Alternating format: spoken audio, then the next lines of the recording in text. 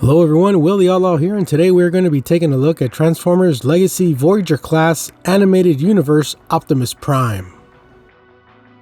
Yes, ladies and gentlemen, it's been 17 years since the Transformers Animated redefined the franchise, and since its original core audience are now adults with disposable income, it's time to milk that nostalgia bait and get animated back in the spotlight. And who better to represent the best of these than Optimus Prime here? When Animated premiered, it was the first Transformers media I had seen since I watched G1 in the 80s, and I loved every minute of it. It's my favorite Transformers show, and I still watch it every now and then. Even my kids love it. So I was very excited and hesitant to get this version.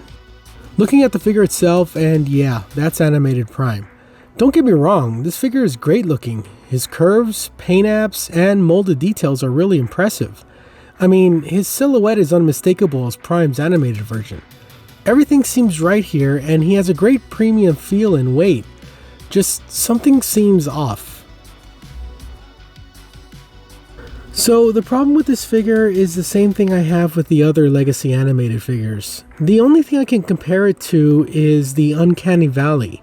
This feels like an animated figure, but the so-called modern G1 aesthetics don't really fit with the animated style. His head sculpt is fine. It's got everything an animated Prime head should have. He spent most of the show sans face mask, so I get why they went this route.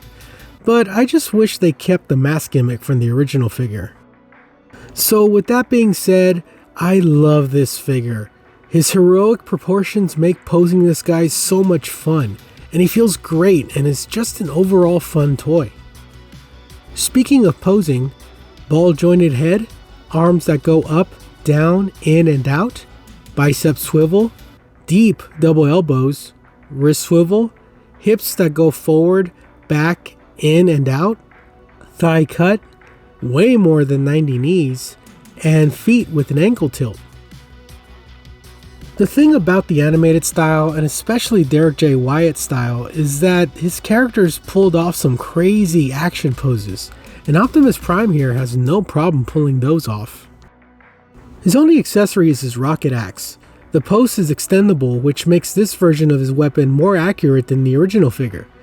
What makes it even better is that it's blast effect compatible. The transformation is very unique, while being somewhat reminiscent of the original. The legs and feet are a very nice surprise in how they work, and the top torso is a nice change from the original as well.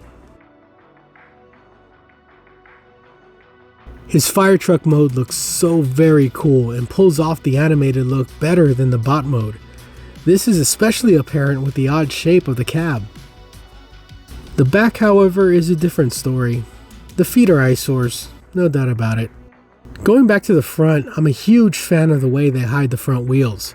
It looks very futuristic and is actually screen accurate, which kind of freaked me out since I never noticed it until now. That's another thing this version does better than the original. Another really cool Easter egg is the fact they actually molded inner cab details. If you pull down the front of the truck like this, you can actually see steering wheel and console detail, along with a couple of seats. That's something that Hasbro didn't need to do, but I really appreciate this attention to detail. The axe can be placed on the back of the truck, or it can be placed on the side of the cab for weaponized action. All in all, the aesthetics this figure is going for shouldn't work, but Prime makes it work. Out of all the interpretations of previous universes, Animated is definitely the one that stands out the most. Bottom line, despite its odd Uncanny Valley thing going on, this is a really fun figure, and I'm really glad I picked it up. This thing is staying on my desk for the time being. Well, that was my look at Transformers Legacy United Animated Optimus Prime. Like, share, subscribe, and I'll see you all soon. Laters.